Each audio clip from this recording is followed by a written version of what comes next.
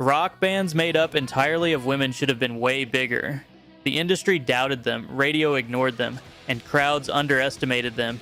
But these 10 bands stepped onto the rock stage anyway, and eventually, the world had no choice but to pay attention.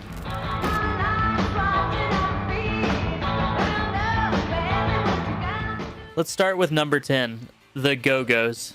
Their story begins in the Los Angeles punk scene in 1978. Small, sweaty clubs, underground energy, zero commercial ambitions. Belinda Carlisle on vocals, Charlotte Caffey on guitar and keyboards, Jane Weedlin on rhythm guitar, Kathy Valentine on bass, and Gina Schock on drums.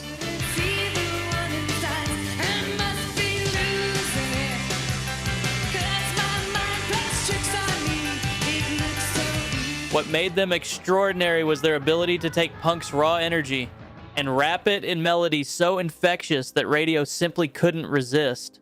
In 1981, they released Beauty and the Beat. It reached number 1 on the Billboard 200, the first album by an all-female band who both wrote their own songs and played their own instruments to hit that milestone. Songs like We Got the Beat and Our Lips Are Sealed became anthems of a generation. The Go-Go's didn't just succeed, they broke down a door the music industry had kept firmly shut, and they did it entirely on their own terms.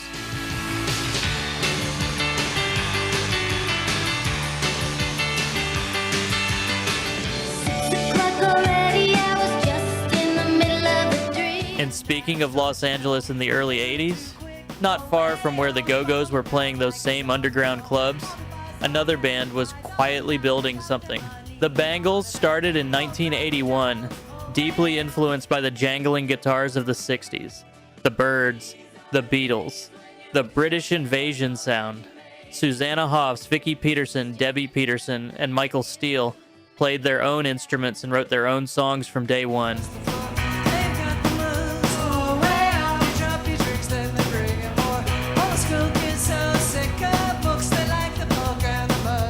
Their 1984 debut earned strong critical praise but little commercial attention.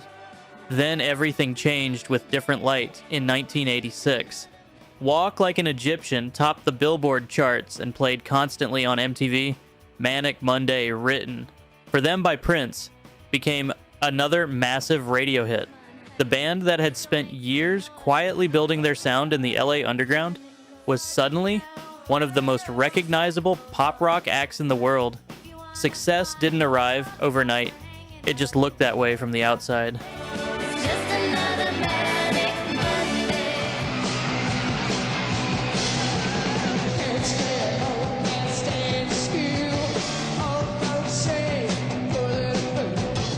But to understand how those bands even got a chance, you have to go back to 1975, to the Runaways. Formed in Los Angeles, their lineup included Cherie Currie on lead vocals, Joan Jett on rhythm guitar, Lyda Ford on lead guitar, Jackie Fox on bass, and Sandy West on drums.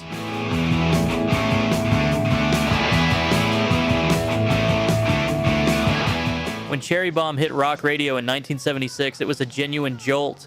Loud guitars, a defiant young voice, pure explosive energy. Then people realized the band was entirely female and entirely teenage. The industry was deeply uncomfortable with that. The crowds were not.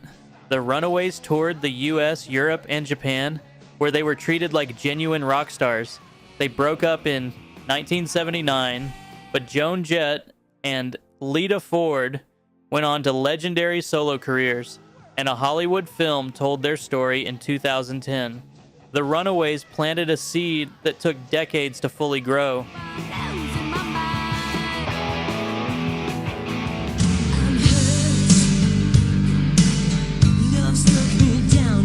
Moving into the mid-80s now, and into very different territory. Los Angeles was the center of the glam metal world. Mötley Crüe, Poison, Rat, everywhere you looked. When Vixen stepped onto those same stages, many people assumed they were a novelty act.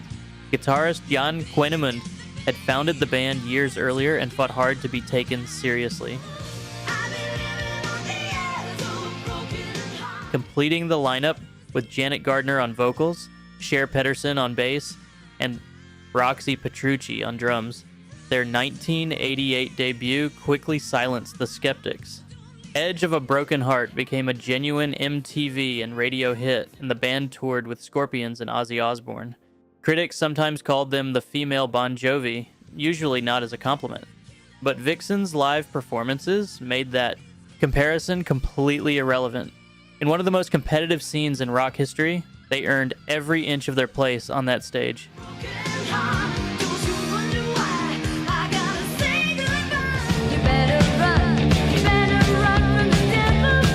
Staying in hard rock, but crossing to Britain in the late 70s. Girl School formed in London in 1978, right as the new wave of British heavy metal was igniting. Iron Maiden, Saxon, Motorhead, that was the scene. And Girl School walked straight into it without apology. They played fast, loud, and relentlessly. Lemmy Kilmister became one of their biggest supporters. And in 1981, the two bands joined forces on the EP St. Valentine's Day Massacre, which reached the top 5 in the UK charts.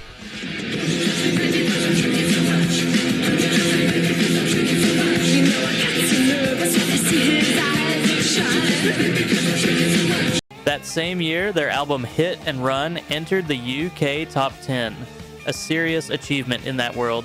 Girl School never softened their sound to chase radio. They were a metal band, full stop. They are still considered one of the most important acts in the entire history of British heavy metal, and their reputation has only grown stronger with time.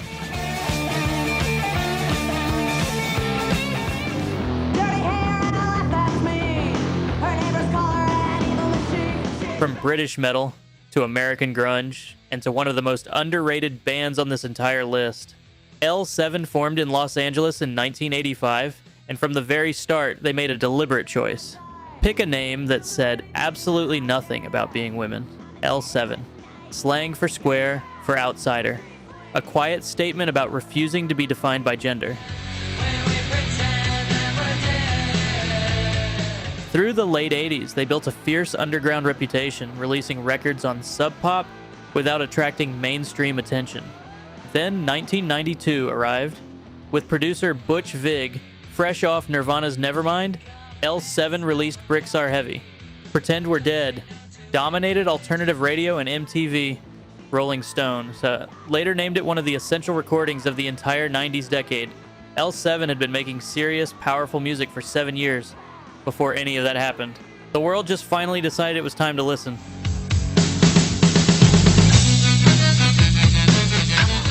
Sheepdog, standing in the rain. Quietly paved the entire road. That band was Fanny. Formed in California by sisters June and Jean Millington, Fanny arrived at a time when women in rock were expected to stand at the microphone and nothing more.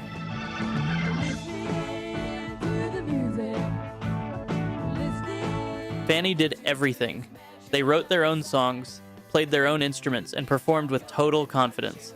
In 1970, they signed with Reprise Records, becoming one of the first all-female rock bands on a major label. Their song, Charity Ball, earned them television appearances and tours across America. David Bowie called them one of the finest rock bands of their time, and Bowie did not hand out that kind of praise easily. They never received the commercial recognition they deserved, but every single band on this list owes them something.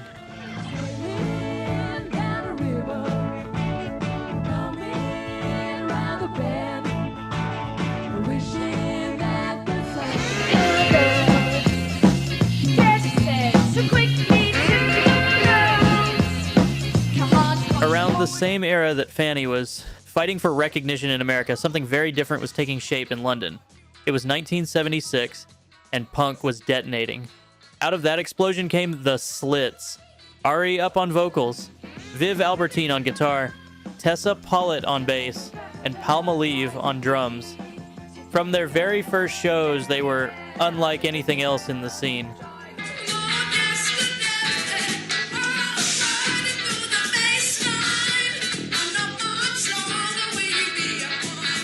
Where other bands played fast and loud and called it done, the Slits wove in reggae, dub, and experimental noise, a sound that genuinely had no category yet. Critics didn't know what to do with them. Many dismissed them entirely. But when Cut was released in 1979, it became one of the defining records of that era. The provocative album cover made headlines everywhere. The music made history. The Slits didn't just challenge what rock sounded like, they challenged everything about what women in rock were allowed to be.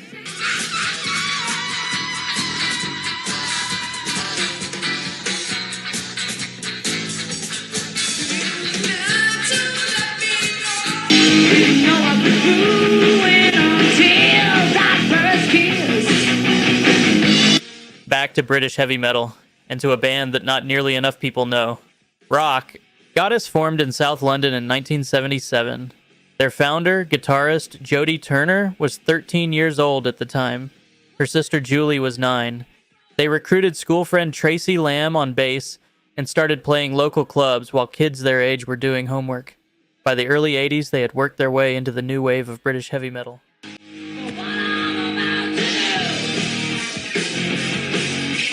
The same movement that produced Iron Maiden and Def Leppard. In 1982, they played the legendary Reading Festival. A record deal with A&M followed shortly after. Their debut album arrived in 1983, and they went on to tour with Iron Maiden and Def Leppard across Britain and Europe. Teenagers playing heavy metal at the absolute highest level, and still most people had never heard their name. That remains one of rock history's real injustices.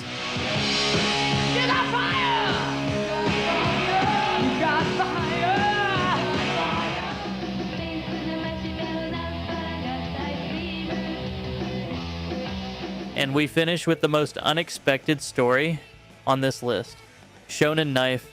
3 women from Osaka, Japan who started a band in 1981 because they loved the Ramones and simply wanted to make noise. Nobody in the Western world was paying attention to Japan's underground scene, certainly not to a trio playing cheerful bubblegum punk about cats and candy. For most of the 80s, they were a cult secret passed around on cassette tapes among dedicated indie fans. Then Kurt Cobain found them. He described seeing them live as turning into a 9-year-old at a Beatles concert, completely overwhelmed.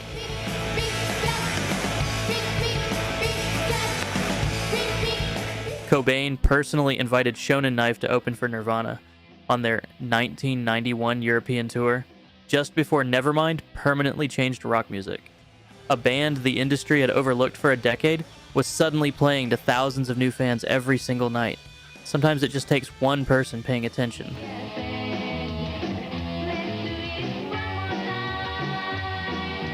Ten bands. Decades of being doubted, dismissed, and told the rock stage was not theirs to claim. Every single one of them ignored that. Which of these bands? Did you already know, and which one genuinely surprised you? Drop the name in the comments. We read every one.